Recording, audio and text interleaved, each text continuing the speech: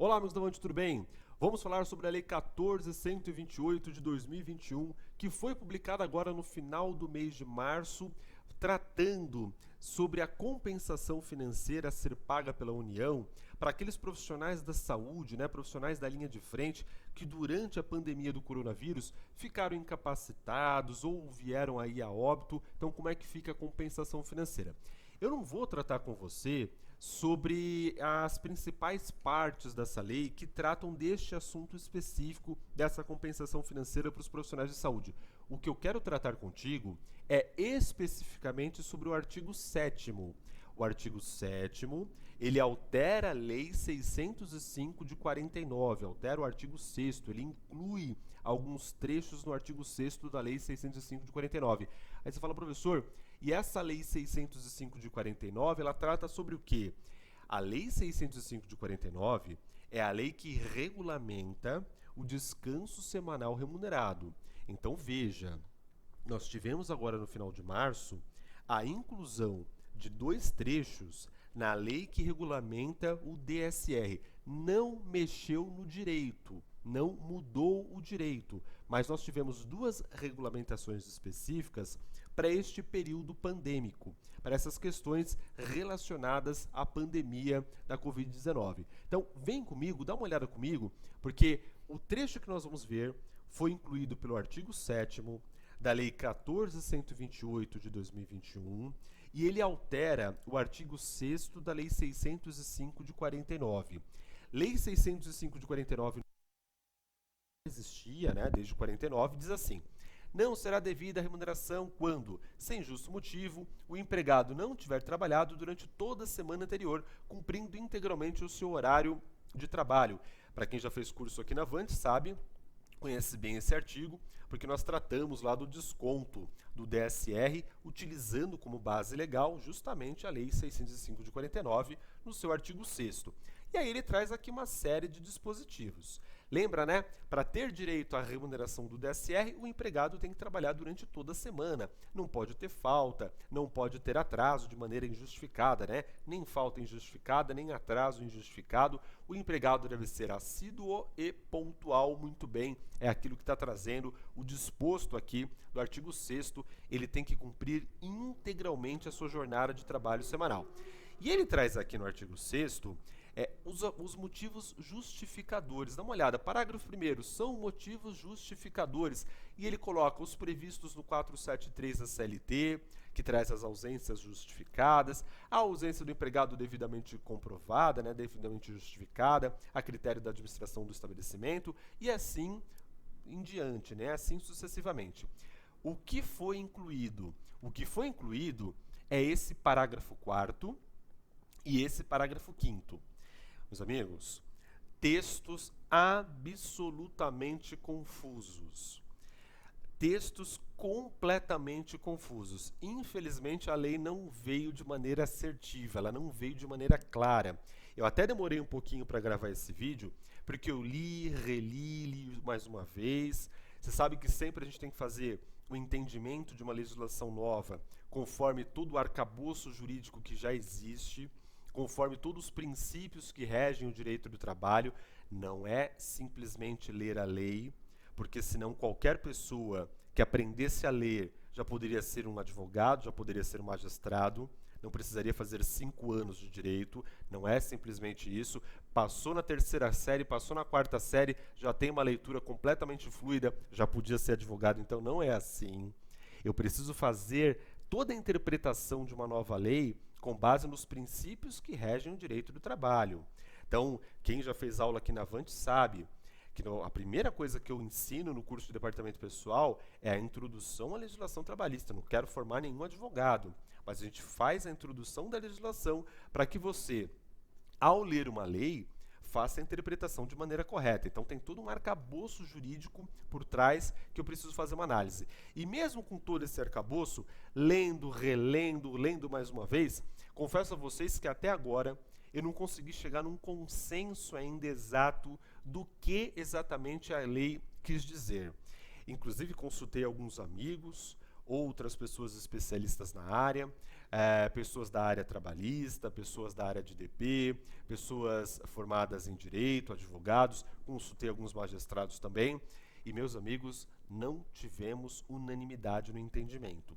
Então, o que eu vou te passar aqui é um entendimento inicial, que para mim é o que ficou fixado até o momento, e conforme essa análise dos diversos colegas da área, imagino que vai ser a linha de pensamento. Posso mudar de opinião lá na frente, tudo bem? Lá na frente eu posso ter um outro entendimento sobre essa análise que vou fazer aqui contigo. Vamos aprender juntos, a lei é absolutamente nova. Meus colegas que tiverem interpretação diferente, também lá na frente podem mudar. Veja, o texto é confuso e trata-se de um assunto novo. Bacana, tudo bem? Dá uma olhada comigo então. Nós estávamos lá no artigo 6º da 605 de 49 e o que foi incluído? Foram incluídos os parágrafos 4º e 5º. Parágrafo 4º diz assim: durante período de emergência em saúde pública decorrente da Covid-19, a imposição de isolamento dispensará ao empregado da comprovação de doença por 7 dias. Este é o texto exato que está na lei, tá? Durante período, está escrito assim mesmo, não é durante o período. Então, do jeitinho que está na lei, eu coloquei aqui, não é um erro nosso de grafia ao trazer aqui no slide, não. Então, durante o período de emergência de saúde pública decorrente da Covid-19, maravilha, tudo bem, essa parte está clara, a imposição de isolamento dispensará ao empregado da comprovação de doença por 7 dias. Opa, imposição de isolamento, eu interpreto aqui que é a imposição de isolamento do trabalhador, tudo bem? Até porque a gente vai ler o próximo parágrafo, me parece claro que ela está falando do trabalhador. Não é a imposição de isolamento do governo, por exemplo. Ah, está tendo um lockdown aqui na minha região. Não é isso. Está dizendo a imposição de isolamento do trabalhador. Trazendo para um caso concreto, trazendo para o nosso dia a dia, é aquele trabalhador que liga assim e fala: empresa, eu estou com sintomas de Covid, fui no médico fazer o exame, mas o resultado ainda não ficou pronto. Eu imagino que a lei está tutelando justamente esse trabalhador, essa situação que nos acontece todos os dias. Tudo bem? Então, como é que fica nessas situações? Nessas situações, o empregado ele fica dispensado de comprovar a doença durante 7 dias. Até porque, meus amigos, normalmente demora-se um pouquinho para você ter a comprovação dessa doença. Tudo bem? Comprovada a doença, aí ele vai ter mais de 7 dias, porque aí tem um período de isolamento, tudo bem? Deve ser 14 dias, alguma coisa nesse sentido, mas aí serão mais. Mas enquanto ele não tem essa comprovação, ele fica isento de apresentar qualquer prova para o empregador durante 7 dias. Aí vem o parágrafo 5º e diz assim: no caso de imposição de isolamento em razão da Covid-19, o trabalhador poderá apresentar como justificativa válida, no 8º dia de afastamento, além do disposto nesse artigo, documento de unidade de saúde do Sistema Único de Saúde SUS ou documento eletrônico regulamentado pelo Ministério da Saúde. Veja como é confuso, né?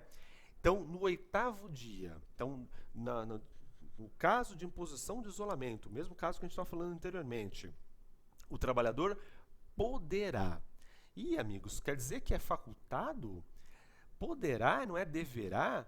Pelo que eu conversei aqui com alguns amigos, alguns colegas, e até vi também algumas outras interpretações, me parece que esse poderá tem que ser interpretado, tem que ser entendido como deverá.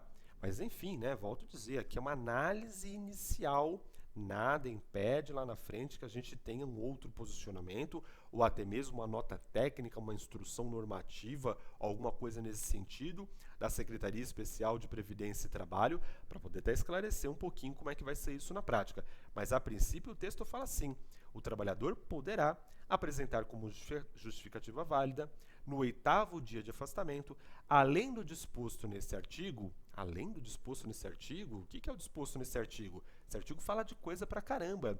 Esse artigo fala lá da comprovação, inclusive, documentação médica, né, que comprovem a justificativa, a ausência do trabalhador.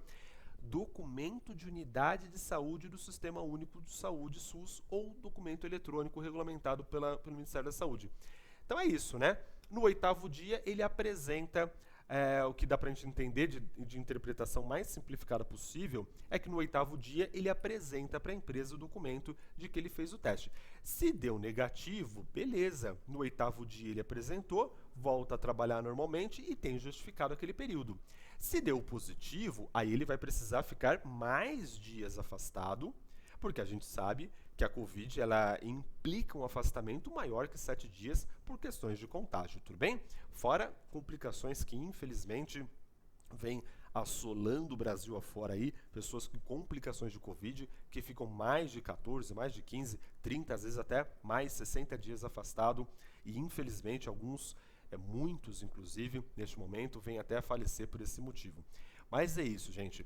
2 parágrafos incluídos na lei que regulamenta o DSR, percebe que o texto é absolutamente confuso, o que eu fiz contigo aqui é uma análise inicial, percebo que tem muita gente que não está nem acompanhando que nós tivemos essa alteração, passou muito despercebido, você pode dar uma procurada, pouquíssimas pessoas estão falando sobre esse tema, e eu acho legal a gente levantar isso agora, para a gente já começar a discutir, até para forçar entendimentos de diversas partes, inclusive lá da Secretaria do Trabalho, para que a gente possa ter, de repente, um esclarecimento através de uma nota técnica ou alguma coisa mais formalizada, para que a gente possa ter um esclarecimento sobre como interpretar isso aqui no dia a dia. Legal? Tudo bem? Meus amigos, até o próximo vídeo, até a próxima aula, até mais. Tchau, tchau.